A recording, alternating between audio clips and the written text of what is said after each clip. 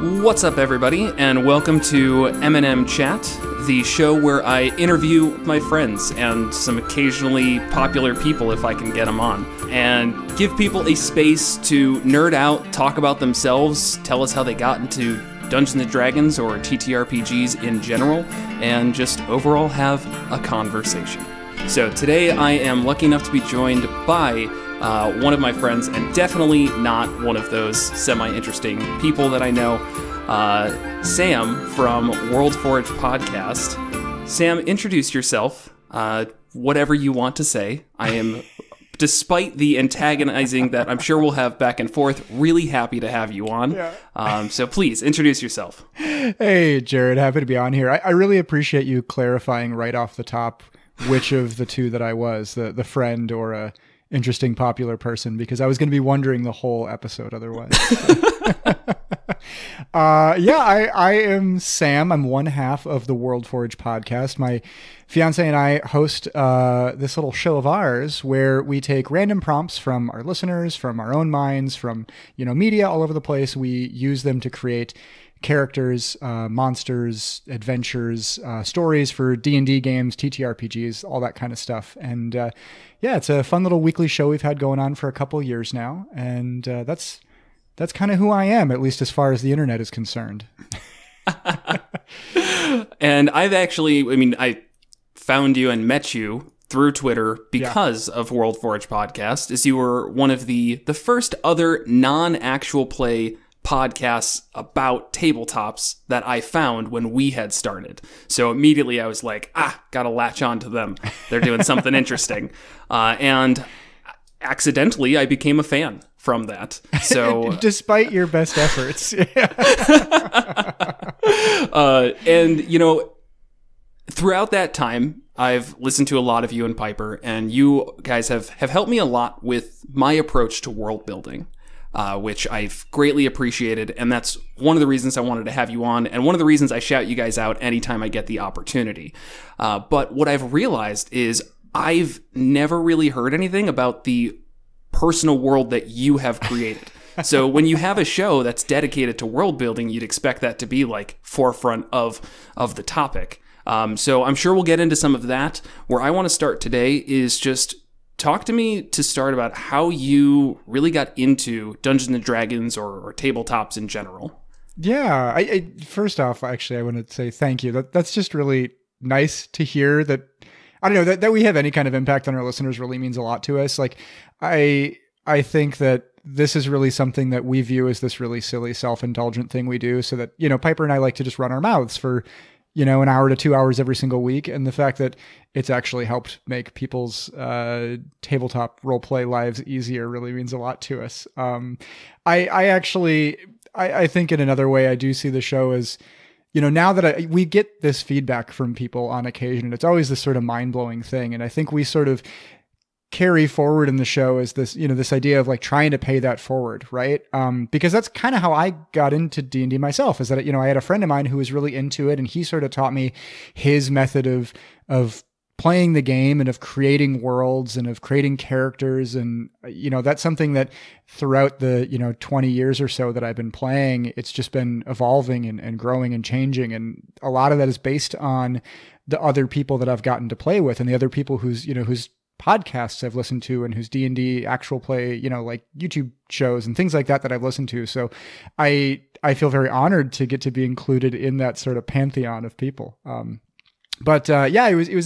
was actually a elementary school friend of mine who he got really young. Yeah, real young. He got the 3rd edition book. It would have been right after 3rd edition came out, actually. I think it would have, like early 2000s.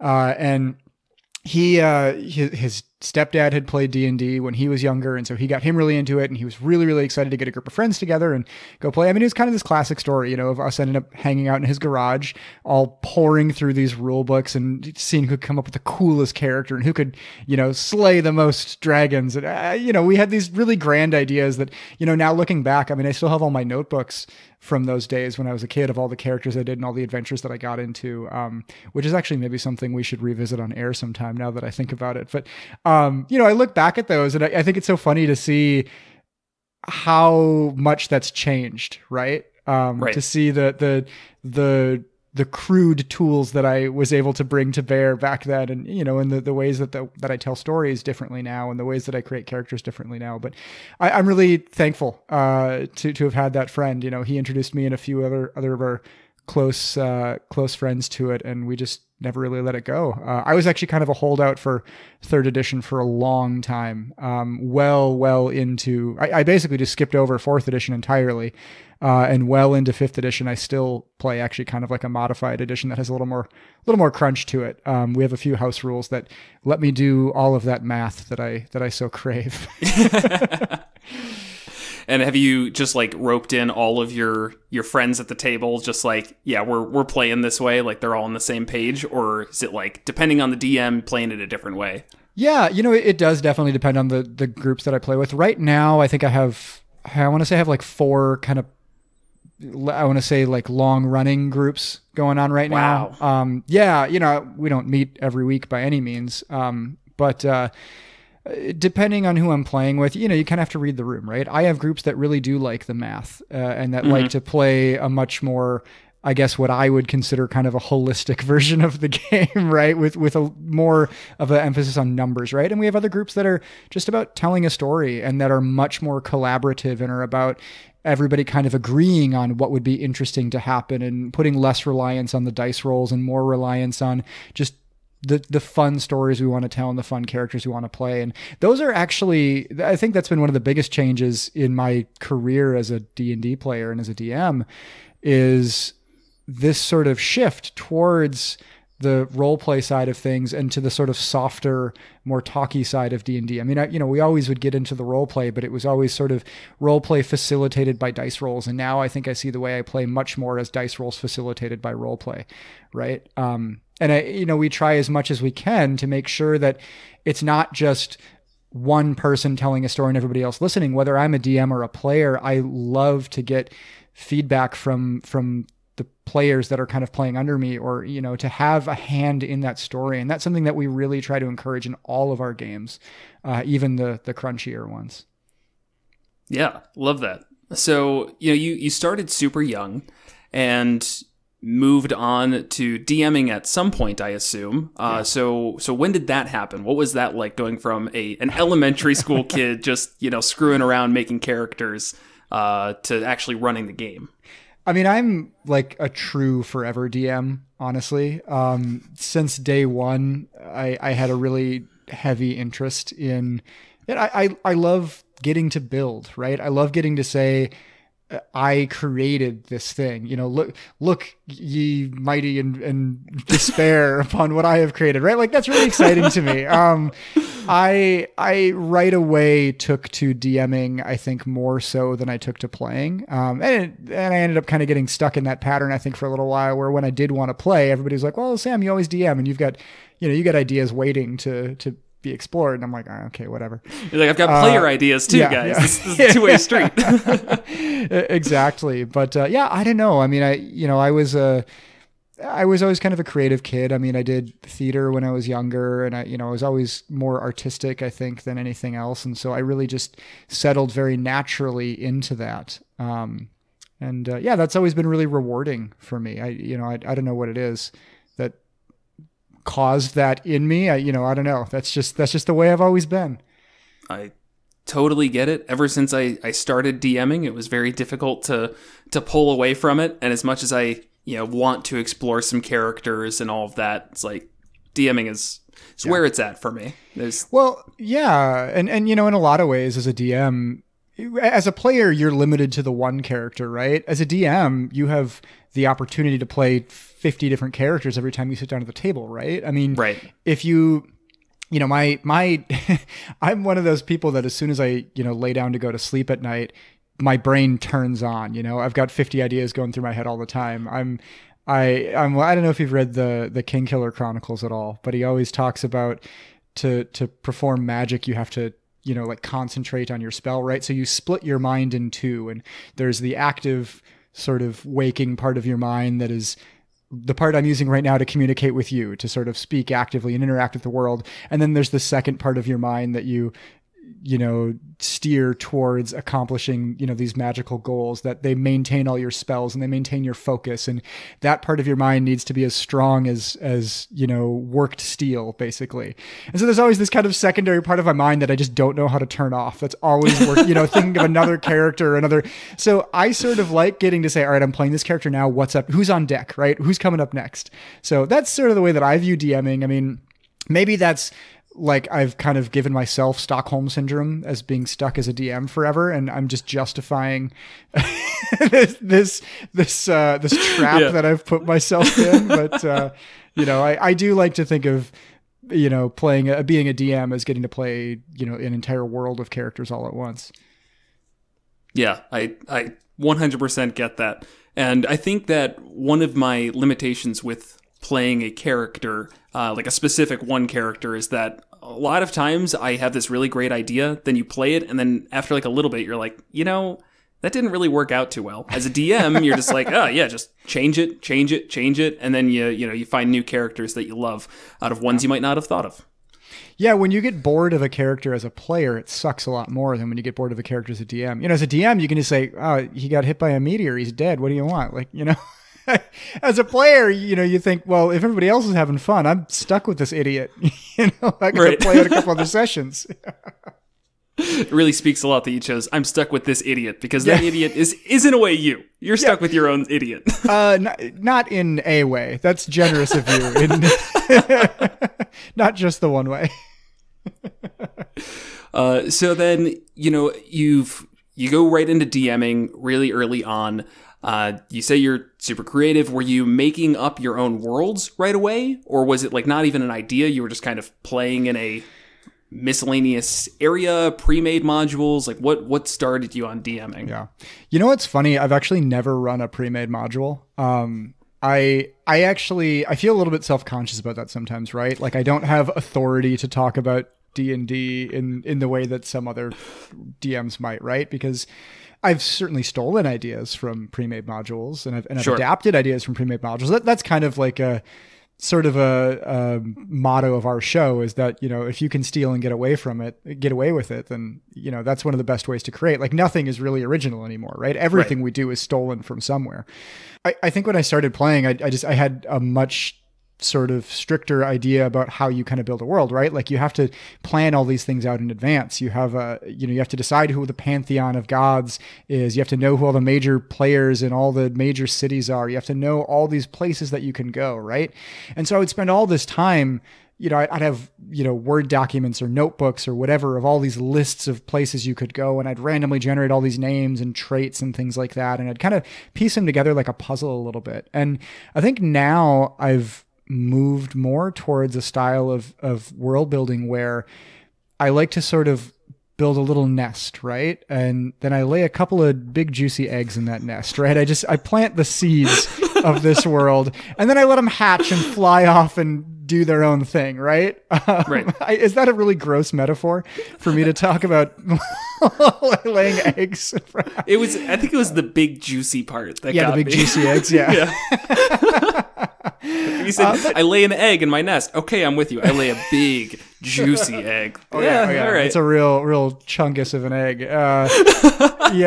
I think this way, all my players get to take turns sitting on the egg, and then whatever hatches from it is something that's kind of born from all of our minds, right? Like, sure. And it gives everybody more freedom. I certainly will have an idea of where I want things to go and what I want the world to be like. And, I'll do a lot of work to establish a tone and kind of a feel for the world, right? I like to try and engage all the senses when I do that. I think, what does this world smell like? What does it sound like? What does it look like? What does it taste like? And there's so many great tools out there to help you with that too. We have all these like soundscape tools that can give you sort of ambient experiences. You can light candles, you can dim the lights, you can do all these different things while you play. But then from there, the events that happen in the world, I've really moved away, especially in the last couple of years since Piper and I started playing together. I've really moved away from putting too many happenings in my world without my players' input. I like to have one sort of catalyzing event that will kick everything off. And of course, there's history that leads up to it, but I want my players to have room to say, 10 sessions in, hey, hold on, flashback. 20 years ago, I was part of this war and I was a part of this main battle. And, this is what led up to this. I think that's kind of a fun thing. We're constantly enriching the world in every direction. We're not just building into the future, we're building into the past as well. And I think that gives us all, stronger tools to build with. Right. So sure. I guess that's sort of how I benefit now from not having as strict of a plan going into world building. Is one, it's a lot less work in a lot of ways, right. But two, I get to have my players help me shoulder that burden. Like, that's a really nice benefit, but also I think you genuinely get better material when you are building collaboratively, when your players have the freedom to be a part of the world and not just follow the sort of path that you put them on.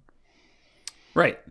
So then it sounds like to me, you're almost making a different world for like every campaign. Like when you start a new thing, you're like, let's start over fresh every time. Is that right? Or do you have like anything consistent? Yeah. I have a few. So I have one, the campaign that I'm probably going to talk the most about today is this one big persistent world that I've had running for about 8 years now.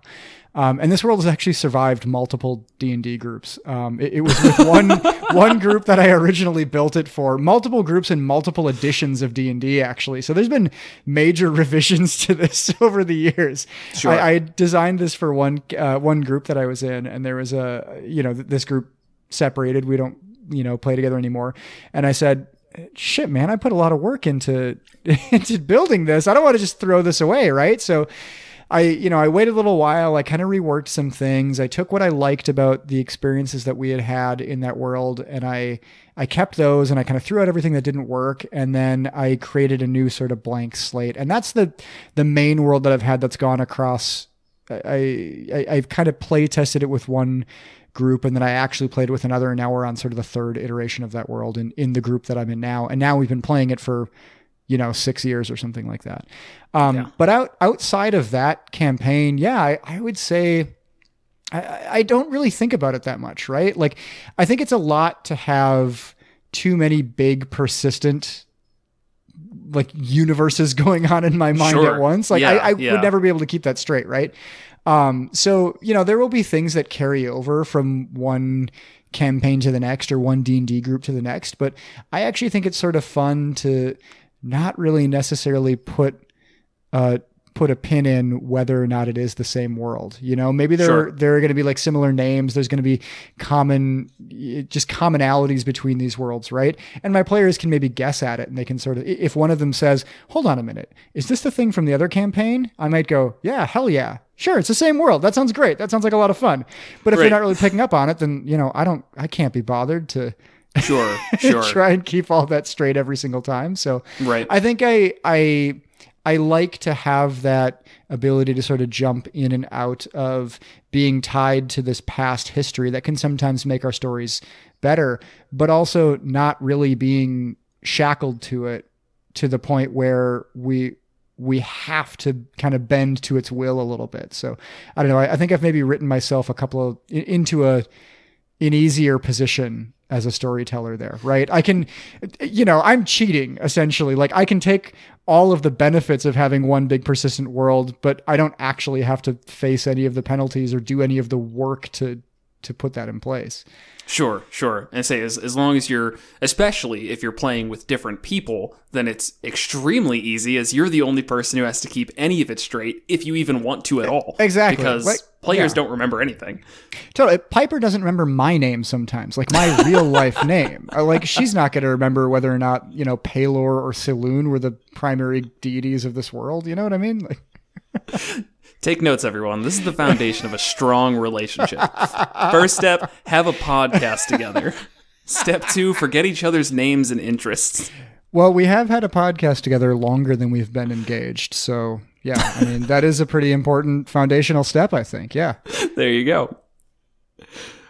So what's the name of this consistent world you've got? So... As you know, Jared, as a listener of our podcast, I love naming things. Not only am I very good at it, but I'm always looking for more opportunities to name things.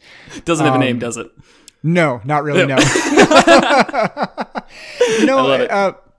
So the capital city is called Wickstone. And the reason for that is that when it was first founded, these settlers were traveling across the land and they found this big, I don't know if you've ever seen Devil's Tower out in, I think it's in Wyoming, right? Out west. It's this big rock that literally looks like somebody grabbed a handful of earth and just stretched it up to the sky like Laffy Taffy, right? It's got these crazy kind of lines. So these settlers were traveling through my world and they found this big stone like that. And up at the top, there was this giant, like kind of glittering cluster of gold and gems and all the, these like rare ores. And in the setting sun, it looked like a bright candle basically standing against the sky. So they said, oh, like the wick of a candle, Wickstone. And that was where the capital city was founded. And it was, able to be paid for based on all of this wealth that they mined from the area. And, it's kind of this beacon of light and hope in the world. And that's sort of what I wanted to build this continent or this world around, this idyllic sort of perfect city, right? This really like classically high fantasy, like elven city, heavenly city, right?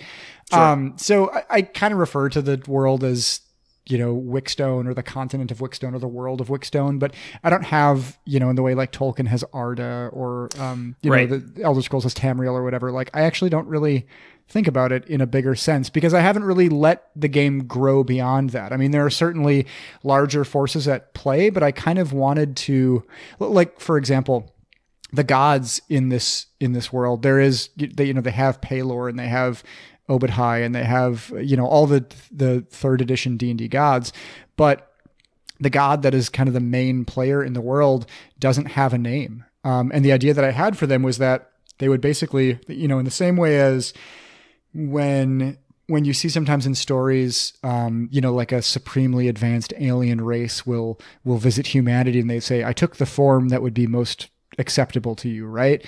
I kind of like that idea that a god would say, whoever worships me may have their own name. Some people may worship Pelor and some people may worship Saloon and some people, may worship Thor or Isis or Loki or whatever. It's all the same idea, right? It doesn't matter what you call me. I'm there for you either way, which I thought was kind of an interesting concept. And it also allowed me to get out of having to come up with a name for something. So I was kind of killing two deities with one stone there, I think, with two giant glittering stones. I like to imagine that all of your world building decisions are actually grounded in, do I have to make a name for it or not? You'd be surprised. But yeah, I mean, that's kind of the closest that I had. That's sort of the main identity of this world, I think. And yeah, it allows my players to sort of take what they want out of it a little bit more. I think they're not really confined to this identity that I've created for them. So I would like to think of myself as a real philanthropist for D&D players. I'm doing them a favor, damn it. Love it. So then do you have like a specific creation story for the world, or is that just, it's not important to the story, so it doesn't come up? No, in this world, it really isn't something that's come up. I kind of wanted, again, I wanted to get into the world and let my players kind of dig their teeth into it and see if that was a direction that they wanted to go. And it didn't really seem like something that was interesting to them. So, that allowed me to avoid the whole spend 200 hours creating something that my players are never going to hear about problem that so many DMs face. And I've certainly faced that in different worlds of mine. But with this one, it didn't really end up being relevant. I have one player in this game that is tied very closely to the story and the past of this world, but it doesn't go so far back that they're a part of the actual Genesis story of this world. Sure. So it wasn't really relevant. Basically, it's a party of 5, and one of them is a cleric that in the first session, they found them in like this elaborate sarcophagus, essentially, with symbols of the sun emblazoned all over it. And they cracked open the sarcophagus looking for obviously, treasure and jewels or whatever. And inside was this perfectly preserved human cleric, and not perfectly preserved in the way that like a mummy is preserved, literally as though they're frozen in time magically, right? And as soon as they open the tomb, this guy wakes up and he has no memory of who he is or where he comes from or anything like that.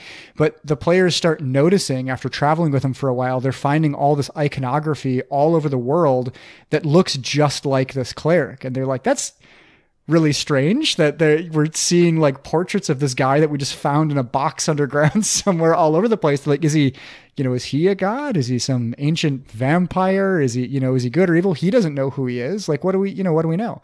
And one of the interesting sort of climaxes, I think, in the story was at one point they've been facing off against this villain, this recurring enemy that they only know as the smooth-skinned man. He's kind of this featureless Plato-like man that he shows up once in a while, and he's gotten the better of a few different party members in isolated instances before they all kind of came together.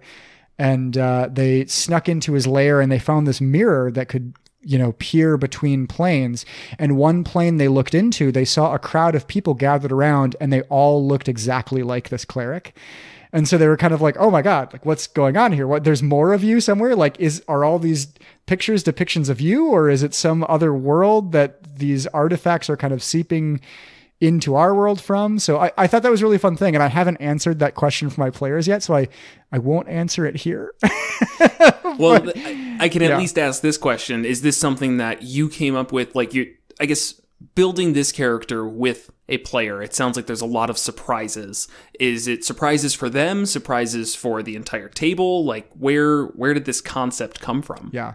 So he has an idea of what his lineage is, right? But I thought it would be kind of a fun experiment. This is a newer player, so I didn't really want to put the burden of not metagaming on him like too much, right? So I told him, I said, look, I have a lot of ideas about who I want your character to be. Build whatever you want, right? But once you give me this sort of template for who you want to be, I'm going to fill in a lot of gaps, and I'm not going to tell you how I'm filling them in. You're going to find out with everybody else. Is that cool with you? Like, does that sound like a fun character to play, that you're kind of rebuilding your identity from nothing, essentially? And he said, heck yeah, that sounds awesome. That sounds really, really cool. Yeah. And so this has been a really fun thing. I mean, that reveal for him was like, what? Like that, he was really into it. He was like, why are there more of me? I don't understand this. I thought that was a really, really fun thing. And it really pushed them to kind of, seek the answers to this question that now 6 years later, they still have no idea. Jeez. Look at you. So, I thought I drip fed information to my party, but here you are 6 years later and you're like, no, we only got more questions. We're lost up in here. Yeah, exactly. I take it as a huge compliment that my players are still engaged in this world. But I should offer the disclaimer that it has been quite a while since we've played in this, because one of our players actually fell very ill, like in real life, and was unable to play for about a year or so. We're actually just picking up the game probably over the summer for the first time in about a year now. So we're really excited to get back into it, because my players were really on the cusp of some of these answers that I know that, now we're going to go back and they're going to be like, completely oblivious to any of this. Right, they're going to have forgotten about all this carefully crafted pyramid of mysteries that I've built for them. It's going to be totally out the window. And I'm going to drop this answer on them and they're all just going to be like crickets, right? I'm going to be like, you guys, like the guy with one arm who came in through the window in the second session, remember? Like, you don't remember that? Yeah. You'll be like, I don't know, man. I don't know what to tell you.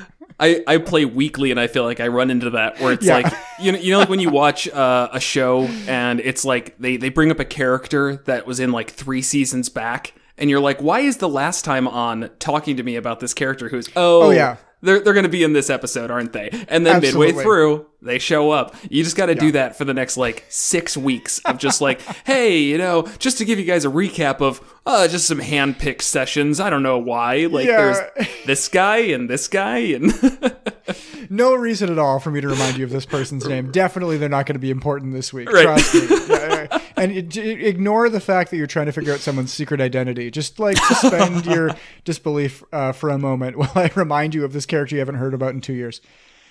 As a dungeon master, I think that when you build these big stories because you want to get these big reveals and these big moments that come from player involvement, it's really torturous to ourselves. I feel like sometimes where I know I have so many little things where it's just like peppered in, and I'll like, throw it into the game, and I just sit there and I wait for somebody to react, and then I'm like, yeah, they'd never get that. There's no reason for them to pick up on like, see, I described him the same as I described that guy from 6 months ago. It's like, they're not going to remember that.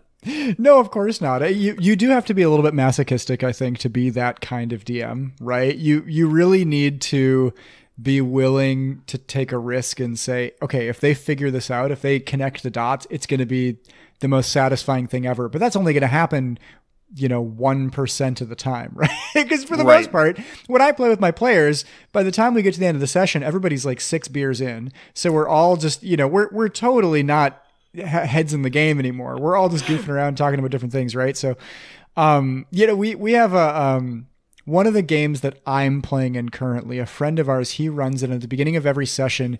He randomly picks one of the players, one of us, to recap the last session. And if we fail to recap it, he imposes heavy penalties upon us in game. That's, I think, actually kind of an elegant way to, it's not stuff where he's like, oh, you forgot what happened. You lose a hand or whatever, Sure. But it's also obviously agreed upon. You guys have fun with it. You're fine. Exactly. He'll suddenly, we'll have a weak roll, and he'll reach over and flick our dice, and he'll be like, oh, that was a 1. That's so funny about that. I didn't realize. It's like silly little things like that where he'll kind of... Sure. Yeah.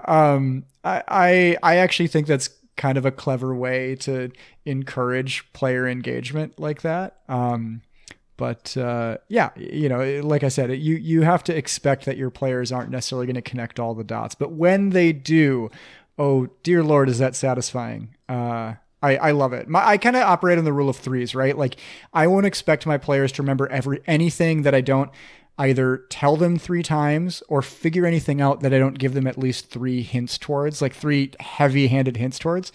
We actually had an episode a few months ago where we were designing a starter adventure for new D&D players. And this is something we built it around actually creating a session for some high school friends of Piper's that had never played D&D before. They wanted to try the game out before they were moving out of state.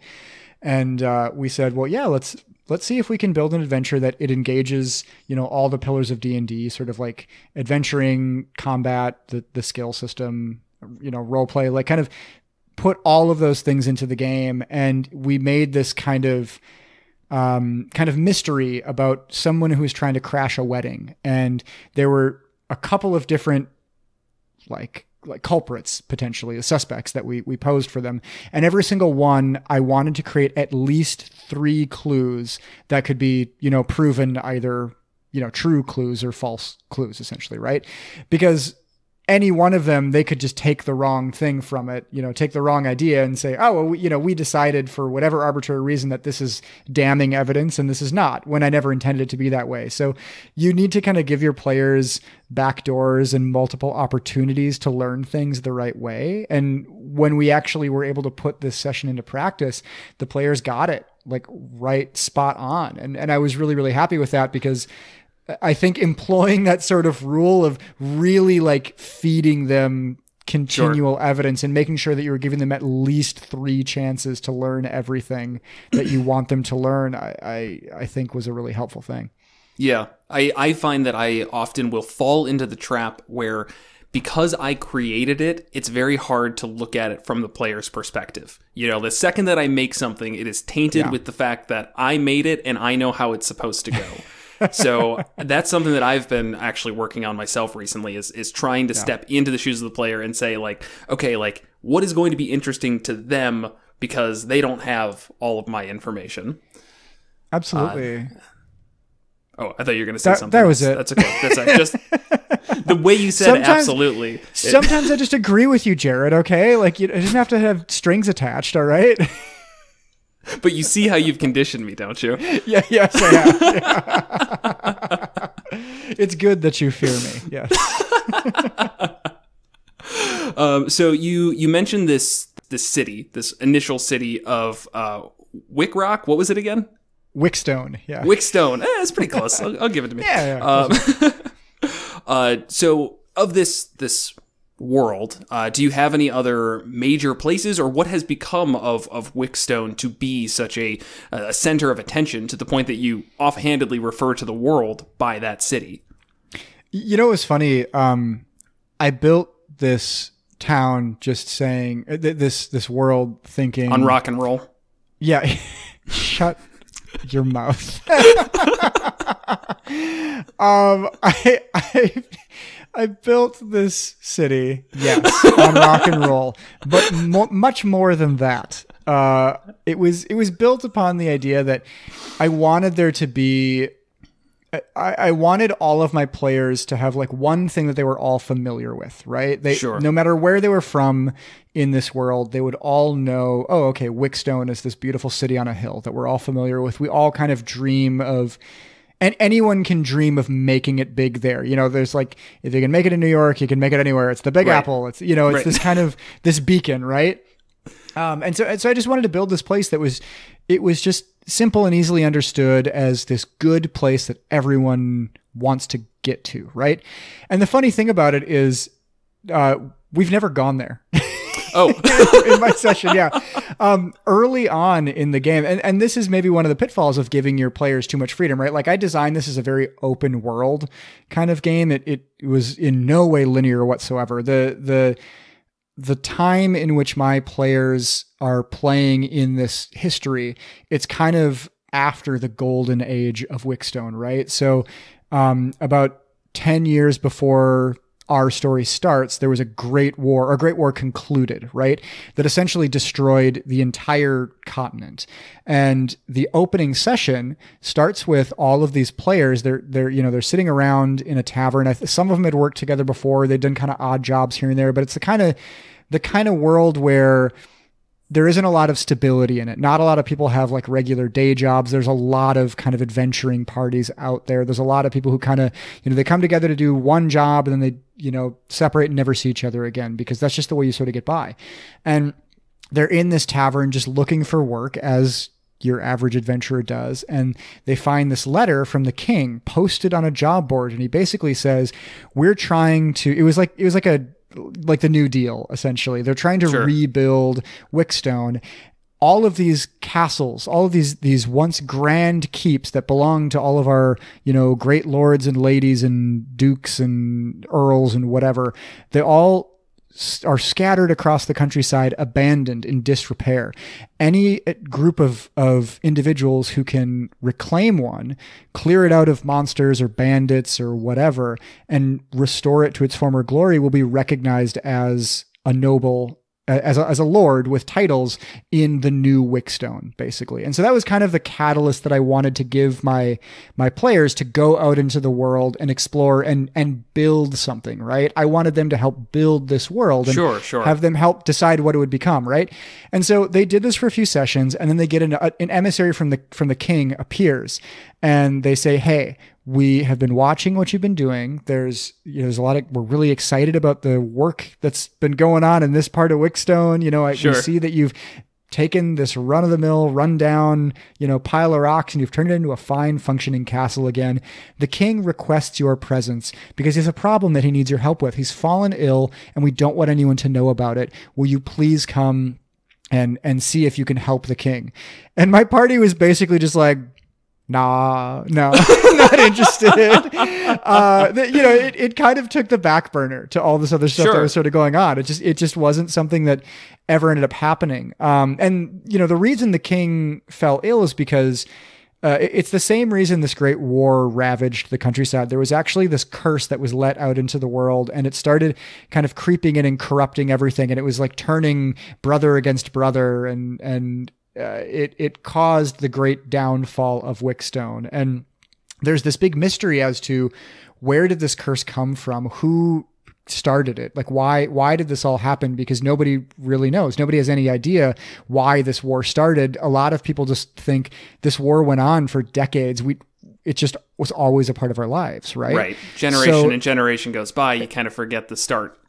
Exactly. And that's kind of the central mystery in this campaign is, what was the purpose of this war? Like, because clearly something wanted this great empire to kind of fall. What, do they want it to fall because there was something wrong with the empire, or because they wanted to take over, or because it was, some being beyond even our understanding, beyond the petty squabbles of mortals in this world, that was kind of the foundation that I wanted to lay. And again, I wanted to let my players kind of tell me what would be most interesting. Do they want it to just be this, this kind of political intrigue story, or did they want it to be this great eldritch horror that unleashed this upon the earth? And that's, spoilers, the direction that it kind of went with it. So, I thought that ended up being a really fun experiment that turned out interesting in ways that I could never have imagined. The first thing that I ever built for the city was the Capital Wickstone. So in a roundabout way of answering your question, that's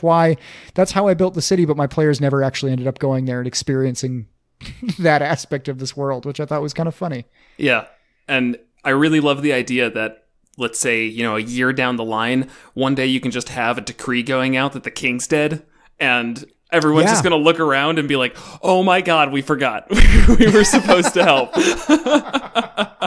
That's my favorite thing to do, is take ignored quests and just bring them back up at some point. Yeah. Give them actual consequences. Be like, remember that lady that asked you to get all the rats out of her basement? Yeah, they ate all her food and she died. Right.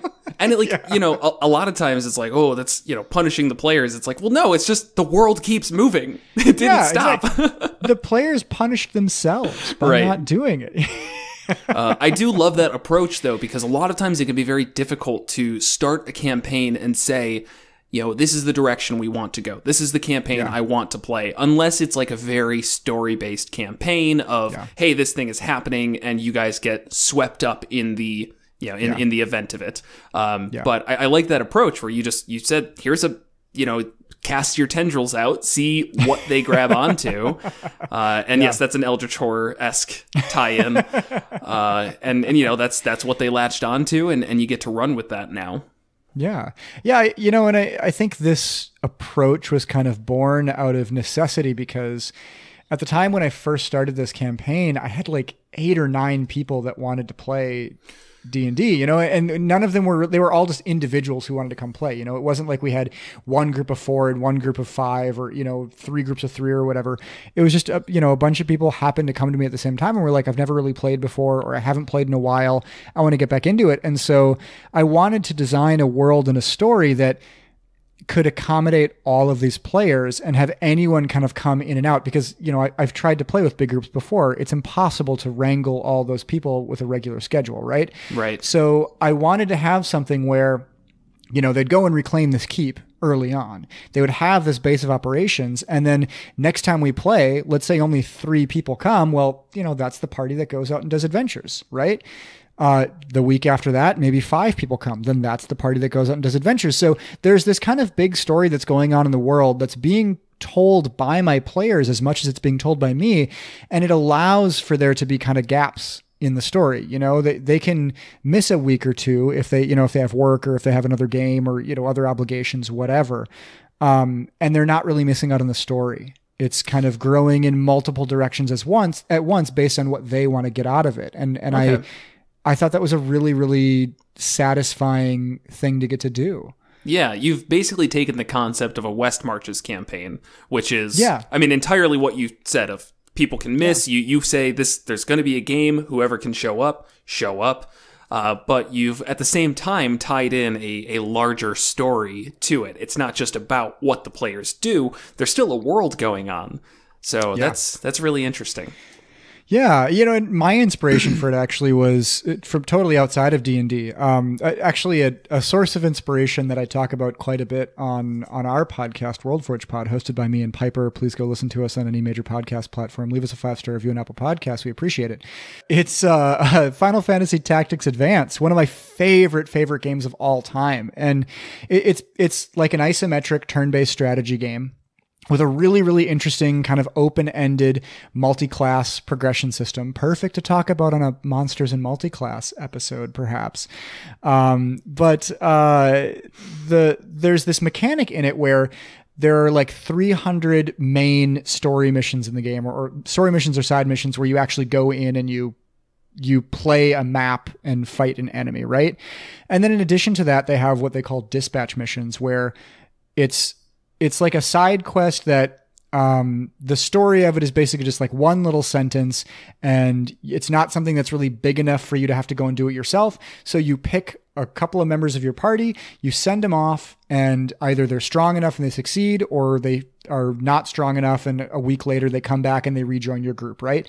And so you're kind of, in addition to this main story, you're constantly sending off little envoys in different directions. Like you can just choose which things you think are interesting and valuable to apply your resources to. And I thought it would be really cool to try and find a way to put that into a tabletop gaming world where you could just say, hey, right now there's this main story in front of you, but if you think it's more interesting to send 2 guys off this way and 3 guys off this way and 4 guys off this way, you know, the world grows in the direction that you're looking at.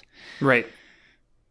That's great. And that's, you know, good world building philosophy is, you know, to build the rails in front of players, not so much putting them on rails, but wherever they go with it, you just keep, you know, putting tracks there. And, exactly. You know, exactly. I love doing that, where I'll throw like 5 hooks at my players, and they're like, you know, wow, you prepared 5 hooks? No, not at all. It's just, this is I one sentence. 1 hook. I just said it was in the direction that you were traveling. Right. You know, it could have been anywhere. Exactly.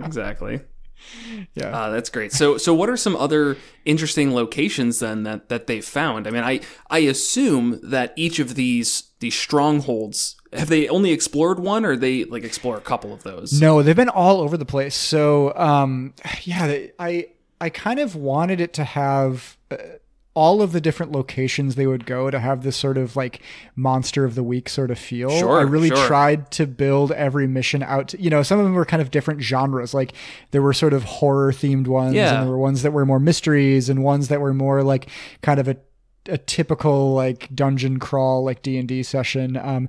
There was one session that I thought was really, really interesting where one of our players is a lizard man, and they don't have really great relations in this world with frogmen. They have kind of this like, yeah, exactly. Like they eat each other sometimes, you know?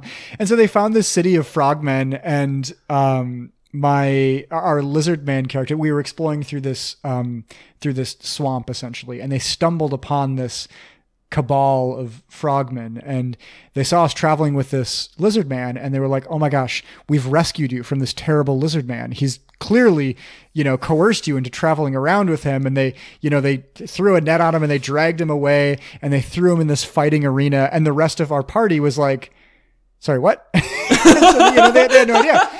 So it ended up turning into this really interesting kind of asymmetrical adventure where the party was separated, but only just, right? They knew where each other was.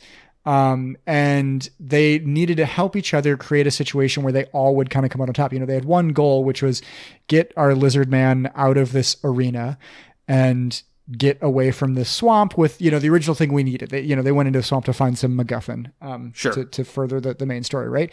And so the character that was trapped in the arena, he's in there with all these other lizard people that are like, oh, we've been stuck in here, forced to fight for their amusement for, you know, for months or years or whatever. And so he's trying to kind of rally the troops and say, look, we're stronger when we fight together. We have to, you know, build up these. And everybody that's outside is like, okay, can we set off some fireworks or something to, you know, give him an edge in battle? What kind of magic can we use to help, you know, to distract the enemy from afar? And how can we do this without drawing the ire of these frog people, right? And so it was this really fun thing that everybody was there was one person that was engaged in like a combat life or death scenario, but the entire party was engaged in this encounter in totally different ways, you know? And I kind of said, look, you all get to pick one task that you're going to accomplish that you think will help get us closer to this goal. Like I'm going to spend 15 minutes with every single person in the party. You need to give me something that you're going to do to try and bring you closer here.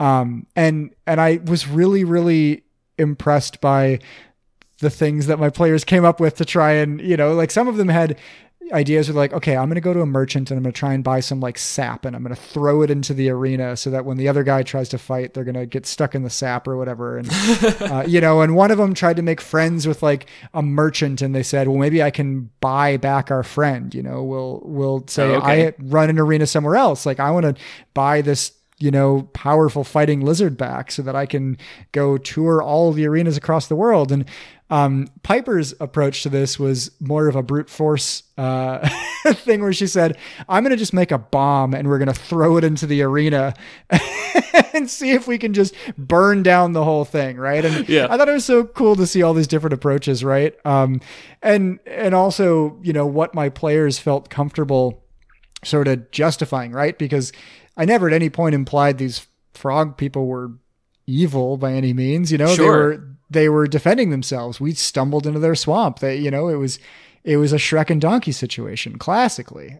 We just didn't really.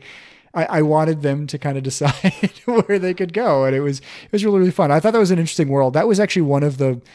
I think that one went 2 or 3 sessions. That was one of the longer kind of overland adventuring things that we had. Typically, I tried to keep those to 1 session so that we could keep that episodic, group to group thing going. But I was really happy that one went on as long as it did because it was very, very fun. Yeah, that sounds like a blast. And, I love what you're saying about the, they don't have the full story. All that your players knew, really from like a history standpoint, is that this lizard man has been taken and they're not a fan of him. And right there, they're like, yeah, let's blow him up. Yeah, absolutely. Absolutely. And then, and the actual kind of setting of the swamp was really fun too. Cause I remember as my players were going into it, I drew inspiration from, there's this, if anyone is listening, goes and Google searches, I think they're called bog mummies or bog whites. It was like a real world phenomenon that would happen in places like Scotland, where there's a lot of kind of peaty, sort of swampy soil. When you would bury people, there would be whatever, like the chemical composition of the earth, it would cause their hair to turn like bright red. So they would find these, if you dug them up recently, or if they rose to the surface of the swamp, because they weren't buried deep enough or whatever, they'd come up with bright red hair. And so all of these, as they were traveling through the swamp, they would see just bobbing up and down on the surface of the water, these shocks of bright red hair and little lights under the water. And those are sort of like the little pieces of kind of ambience. They'd see this and be like, what is this? And they'd go and explore. And then this, bright fiery haired kind of demon would jump out and grab them and pull them into the swamp, I was totally on board until you said, and then they went to explore. Like, what is wrong with them? That's how games work, Jared. Not when you value your life. All right. You yes, see of course. The terrifying, bobbing, red-haired creatures, and you go, wow, let's leave that alone. Yeah, of course. Maybe a smarter call than some of my players made, but more interesting? You decide, listeners. Yeah, I guess they went out there. So, sadly, we are approaching our end of our time here, but before I end things, I like to turn it over to you, and this can be whatever you want to talk about. Is there anything, be it about your world or outside of that, D&D in general, that you would want to spend some time talking about? Yeah, it's funny. You kind of joked with me before this, but I didn't get to spend any time talking about my big inspirations, Tolkien or Miyazaki or any of that stuff. Like, it's all Dark Souls and Tolkien is kind of the a weird, like, tonal combination in a lot of ways, honestly. But, those are the 3 pillars of my world building are I love it. Hayao Miyazaki, Hidetaka Miyazaki of Dark Souls, and Tolkien, my number 1 ride or die. So if you want to hear me just run my mouth about any of those things, I mean, my show is the place to come for that. Pretty much everything I build, just stolen, like, cut whole cloth from the sales of their ships. I love everything Tolkien, Miyazaki, and Miyazaki. Okay, so I'm gonna do a rapid fire round then. Okay, yeah, give me so one. for each of these inspirations, you tell me one thing that you just first thing that comes to mind that you stole from them. Oh, okay. Oh man. All right. So we're going to start with Dark Souls. Dark Souls. What have you stolen from Dark Souls? You know, the Dark Souls, actually, the idea of the curse of the undead as this sort of this great curse that kind of covers everything, and it sort of saps the life from the world. I don't want to go too much into this because, again, this gets at the mystery that my players have not solved yet. It's rapid fire round. You're good. You're good. Yes, but the nature of this curse that exists in my world is very much similar to the curse of the undead in Dark Souls. That basically there is a being that the curse in my player's world, it is this being seeping into our plane through like cracks between the planes. And when you succumb to this curse, it basically is feeding energy back to that powerful being, right? Okay. And there are individuals in this world that, you know, they never quite die in that same way as Dark Souls, where you kind of die over and over and over again. They're always kept just on the brink of death so they can continue feeding energy to this powerful being in the other plane. That was something that was really that really intense kind of dark, like, ooh, whoa, that's, you know, like that was something that I pulled from Dark Souls. I love it. I'm stealing way, that. That's great. Way back in the day, yeah. It's a great application of it. Yes. Okay, so next, I'm going to get a little bit more specific because I know you. From Miyazaki movies, Studio Ghibli movies, whatever you want to say, what have you stolen from Princess Mononoke? You know what's funny about it, actually? There was a collaborative thieving, a Miyazaki heist between my brother and myself, because the character that he played is basically Princess Ashitaka. Okay. And so this is kind of a funny story. I've told this on my podcast before, but I know that in spite of the fact that I designed this game to accommodate my players kind of jumping in and out, and, you know, one session they can make it, another session they can't. I had plans for my brother's character. He showed up probably a year or two into the game. So our group had been playing for quite a while. They were pretty well established. They were familiar with the story that was going on. And he shows up as this weird guy who the curse that they've been trying to fight for years is trapped inside of his arm. You know, he started succumbing to this curse, but he stopped it in his arm, just like Prince Ashitaka, right? Unlike Prince Ashitaka, his arm didn't have quite the happy ending that that we see in the Miyazaki film, because they at first were really not trusting of him because they really had no reason to be. They'd seen this curse as something that was only evil. It had only brought about kind of the downfall of those they cared about, and had been acting against them all the way through the story.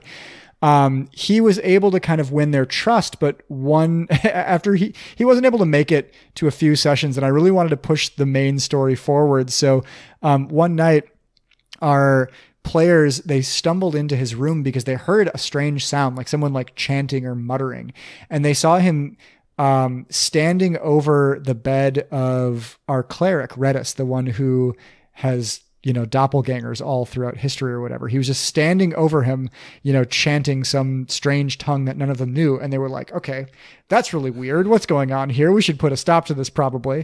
So they're trying to shake him awake. And as they're shaking him awake, suddenly their keep is attacked. And the curse on his arm flares up. It starts creeping throughout the rest of his body. And they're all just like, we don't really know what to do. We've been trying to stop this curse from taking him out. So they just strap him down and cut his arm off. And the next time he comes to session, we're all like, all right, so here's the thing. Good news and bad news. Good news and bad news. What do you want first? You're alive, number one. So you're welcome for that. We could have gone a very different route with this one for you. But he was an archer who suddenly just only had one arm. And I wasn't trying to punish him for not showing up. Sure. If he had not been as away from the game as he was, it's something that I probably would have worked out more with him. But I ended up deciding it would be a fun thing for him to suddenly say, oh, they've kind of taken away my main power, right? He lost this arm that, you know, previously they saw as, you know, maybe it's a clue towards how to stop this curse because the curse stopped spreading from his arm, right? But it ended up turning into a different kind of a plot hook because he lost this arm, and Piper, her character said, I come from a town of mechanics and they've done incredible things with prosthetics. If we go to my hometown again, where she has all kinds of family baggage that I wanted to explore anyway, I know an incredibly talented blacksmith that could make possibly a surrogate a prosthetic arm for you that could be just as nimble and dexterous as the arm that you had. And we could make it stronger and we could make it resistant to certain things and we could infuse it with magic. And so it turned into sort of a separate little side quest for them that I thought was really, really fun. That's awesome. That was directly inspired by Prince Ashitaka and his cursed arm. Yeah. I love it. To answer that back, what I have stolen from Princess Mononoke is 100% the boar at the beginning, which I'm terrible with names. I'm terrible with remembering them. Akoto is it's not Akoto. Akoto is the big one that's the leader of all the boars. Is it? I think so, yeah. But the one that I'll just say that general, the first one that comes up, the cursed boar, and the writhing tentacles all around it. Stole that exactly. Oh yeah. And also the entire scene of when the forest spirit is first found, completely took that as like a lawful spirit of the forest that visited my party at one point. And I think somebody even said like, this is just ripped from Princess Mononoke. And I said, isn't it awesome? Like, you're damn right it is. Isn't it worth doing twice? Like, come on. Yeah. We talked about this recently on our show that, obviously Spirited Away won Best Animated Picture and is an incredible film, like an incredible feat breaking into, Western audiences and being as accessible as it was for Western audiences. Like, I think that's really, it's amazing what it did. Yeah. I definitely view Princess Mononoke as his masterpiece. That's far and away my favorite movie of his. I think that movie's so beautiful. I'm with you. And that's one of the reasons I brought it up, because I listened to that episode and I heard you say that and I was like sitting there cutting the grass and I'm like, oh yeah, he's right. Okay, so we got one more left. And this is probably going to be a hard one. Lord of the Rings. What did you steal from the Tolkien universe? And I feel like literally the answer is everything else. Okay. Well, thanks for listening, everyone. Yep. Credits roll. No, you know what? I've had characters that are inspired by, The Children of Hurin is one of my favorite works of Tolkien. It's everything that Tolkien does is attached to some type of language or culture or, like a people that he had studied in his career as an academic, right? So the Riders of Rohan are meant to be like kind of the prototypical like Viking race of, these big kind of strong warrior men who are noble in their demeanor and their, the warrior culture, right? And then, the elves are kind of this more fantastical sort of Arthurian kind of like all of these things that he has are based on things that he has studied, right, throughout his career. And I love this use of tropes that he kind of establishes, I think, as kind of the prototypical like fantasy trope generator, right? He brought all of these tropes to the world, right? And he made them sort of accessible to people. And the Children of Hurin is one of my favorite stories of his because it is his attempt essentially at recreating like a Viking epic. So it's very much like the sagas of the Vikings and the Norse gods. And it just has this gravity to it that a lot of Tolkien's other work, has, but you have to dig a little bit deeper for. Sure. Every single character in the Children of Hurin is like, that's the most badass motherfucker I've ever met in my life. Like there isn't a single character that you would ever be worried about, having a hard time like alone in a dark alley, right? They all can like take care of themselves. They're all so cool.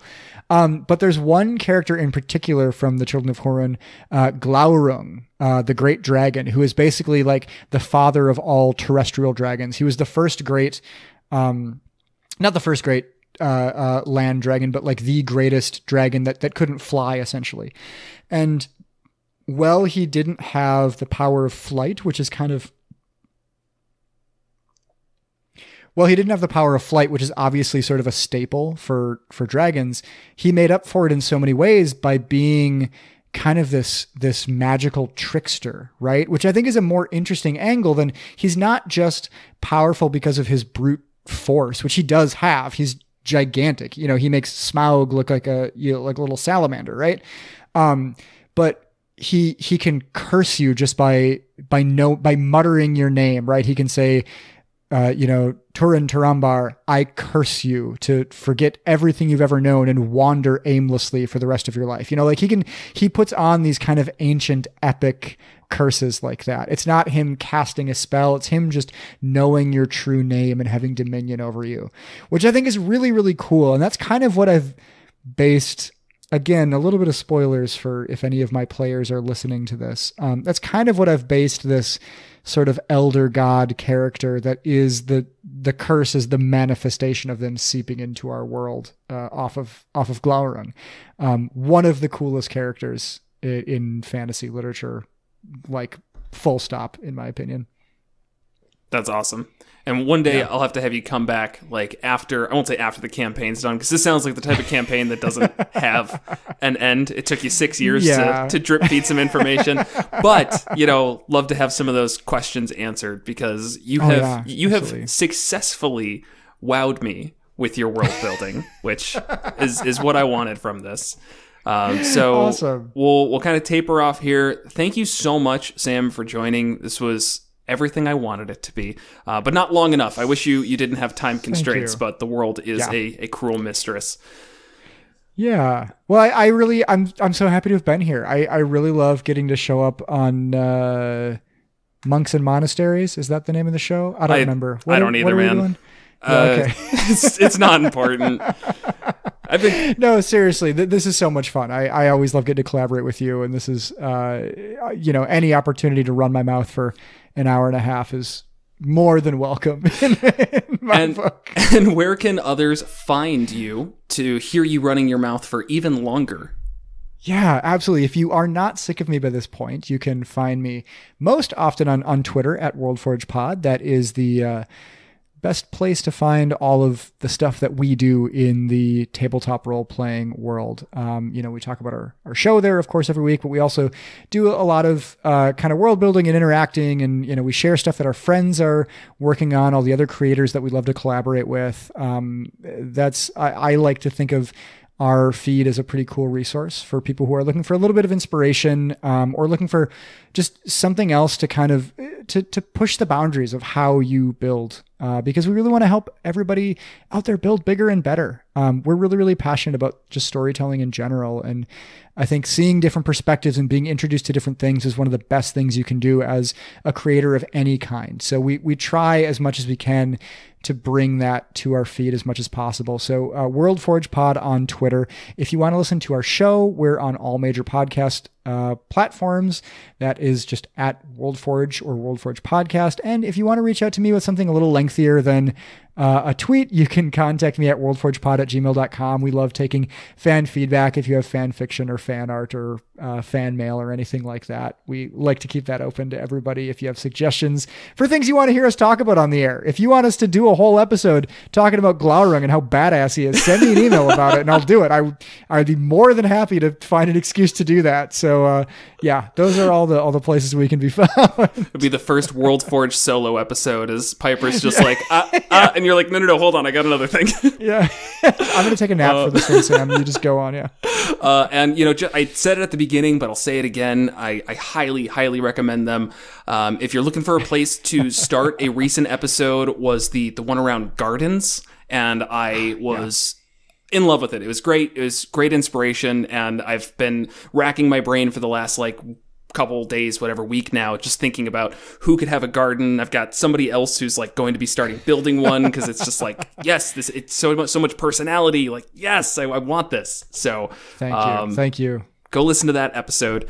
If you are not yet, make sure to subscribe to us wherever you get your podcasts, and I don't know, leave 5-star reviews. Everything that Sam said for World Forge, do it for us.